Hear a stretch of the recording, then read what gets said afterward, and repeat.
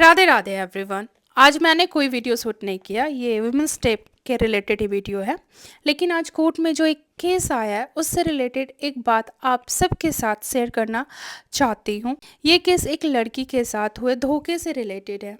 इस केस में लड़की और लड़का पिछले लगभग 6 से 7 साल से रिलेशनशिप में थे। लड़के ने लड़की को बार बार ये एश्योरेंस दिया कि वो उसे शादी करेगा। इसी प्रॉमिस ऑफ मैरिज के बेसिस पर उसने लड़की के साथ फिजिकल रिलेशनशिप भी इस्टेब्लिश किया।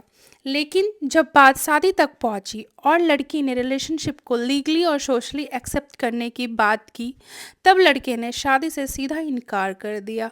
यहाँ पर मैटर सिर्फ रिलेशनशिप का नहीं बल्कि ट्रस्ट और डिसेप्शन का हो जाता है। केस की दूसरी इम्पॉर्टेंट बात यह है कि लड़की के पास जो चैट्स, फोटो या दूसरे इलेक्ट्रॉनिक प्रूफ्स थे जो उनके रिलेशनशिप और प्रॉमिसेस को शो कर सकते थे, उन्हें भी लड़के ने लड़की के फ़ोन से डिलीट कर दिया। साथ ही लड़की को यह धमकी भी दी गई कि अगर उसने किसी को बताया या लीगल एक्शन लिया तो उसके साथ सीरियस हार्म किया जाएगा।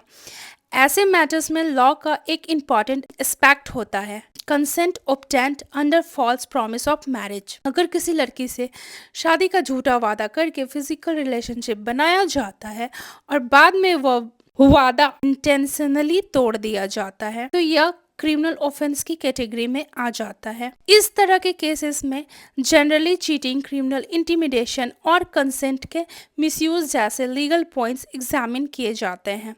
कोर्ट में एविडेंस, सर्कमस्टांसेस और इंटेंशन को केयरफुली एनालिसिस किया जाता है तब डिटरमाइन हो सके कि क्या रिलेशनशिप जेन्युइन था या शुरू से ही डिसेप्शन था। आज का केस देखकर एक बात समझ आती है कि किसी भी रिलेशनशिप में ट्रस्ट बहुत इंपॉर्टेंट होता है, लेकिन साथ ही अपने लीगल राइट्स और सेल्फ रिस्पेक्ट को समझना भी उतना ही ज़रूरी है।